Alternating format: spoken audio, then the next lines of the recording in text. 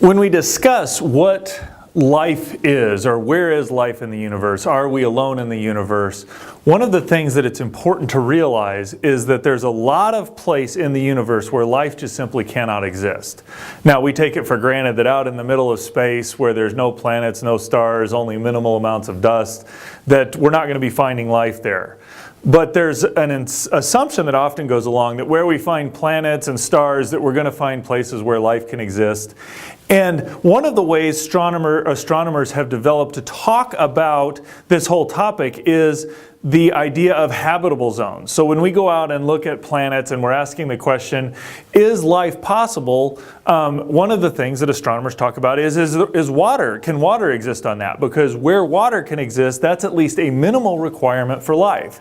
Now, life requires other things. Life requires an environment, or a planet, if you will, a host, or a place to host the life. Life also requires a lot of elements other than water. It requires carbon, nitrogen, oxygen. It requires uranium, thorium. An abundance of chemical elements need to exist. And so we can begin to ask the question as we go and look around other stars, we look in other galaxies, as we look around the universe, where is it that life might exist? Or in other words, where are the habitable zones, the places where life could inhabit?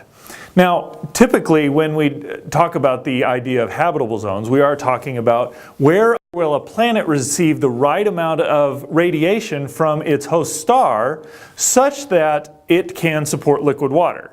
Now, if you move a planet too close to a star, the radiation it receives is too great, the planet's temperature heats up and it will evaporate all the water and there will be no liquid water on the surface. Move that same planet too far away from the star and the temperature drops too low because it's not receiving enough radiation, and all the water will freeze. Either one of those, where all the water freezes or all the water evaporates and dissipates into space, either one of those is outside the habitable zone.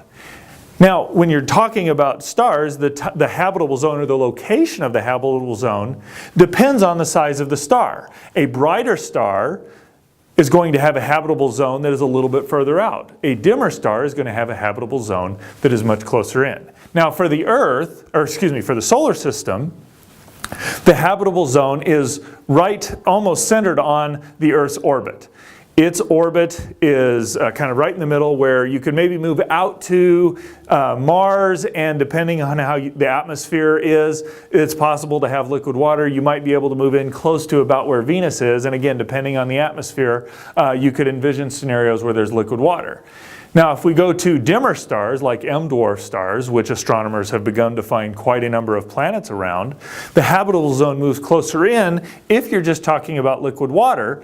But other constraints begin to come in. What we also find is that as we investigate deeper, there are other requirements on a star, and actually there's requirements on where a star could exist.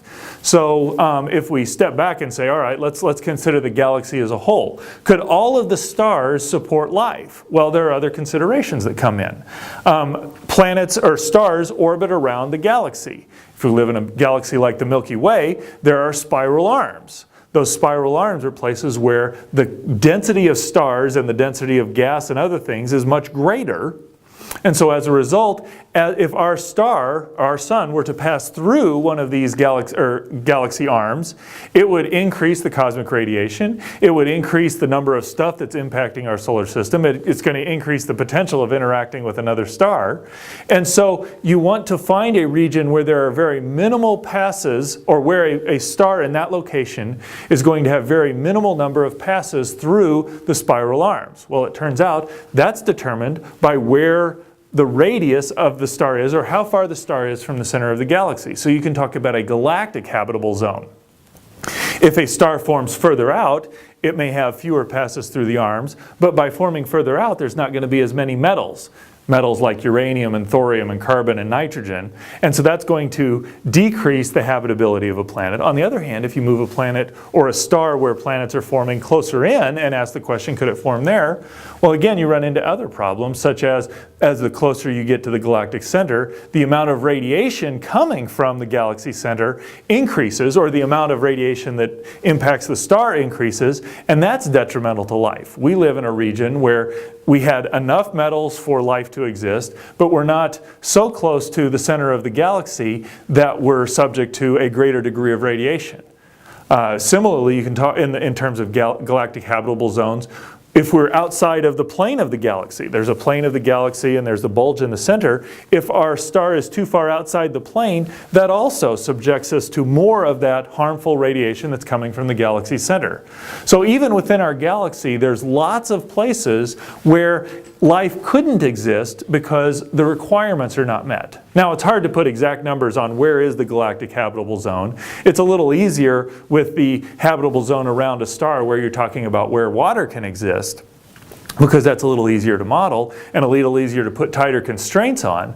But nonetheless, this idea that there are habitable zones where life is possible is a well understood and well accepted concept as we study astronomy and begin to ask the question, are we unique? Are we alone in the universe?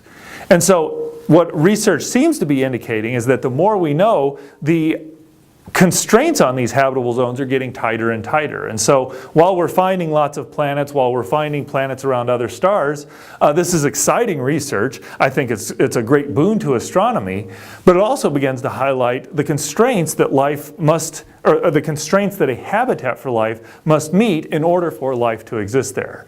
And in fact, when you put all of those constraints together, the case that a designer or a creator specifically fashioned the sun and the earth in the right kind of galaxy at the right distance from the center of the galaxy, placed Earth at the right distance from the center of the sun with the right kind of planets around it, that a creator fashioned all that with a purpose so that he could introduce advanced life on a planet like Earth, and that's why we're here as humans. So the evidence grows stronger that indeed a creator has fashioned and prepared a place for humanity.